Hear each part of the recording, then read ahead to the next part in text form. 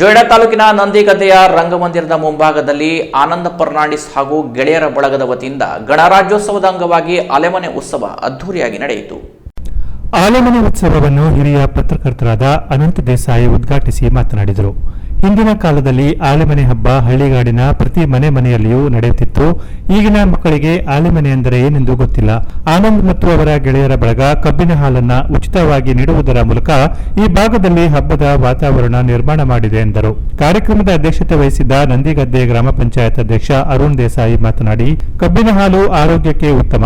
ಕಬ್ಬಿನ ಹಾಲು ಕುಡಿಯುವುದರಿಂದ ದೇಹದಲ್ಲಿ ಕಬ್ಬಿಣಾಂಶ ಹೆಚ್ಚಾಗುತ್ತದೆ. ಕಾರ್ಯಕ್ರಮವನ್ನು ಉತ್ತಮವಾಗಿ ಸಂಘಟಿಸಿದ್ದಾರೆ.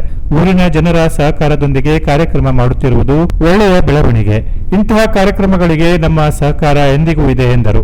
ಜೊಯ್ಡಾ ಮಹಿಳಾ ಬ್ಲಾಕ್ ಕಾಂಗ್ರೆಸ್ ಅಧ್ಯಕ್ಷೆ ಸುಕನ್ಯಾ ದೇಸಾಯಿ ಮಾತನಾಡಿ, ಊರಿನಲ್ಲಿ ಸಾಂಸ್ಕೃತಿಕ ಕಾರ್ಯಕ್ರಮಗಳು ಹೆಚ್ಚಾಗಿ ಮಹಿಳೆಯರೇ ಮುಂದೆ ಬಂದು ಮಾಡುತ್ತಿದ್ದರು.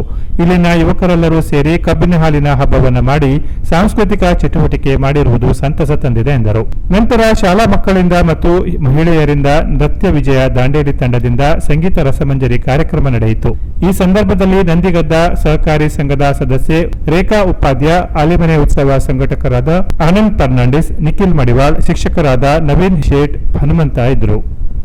Canara press news, Joida.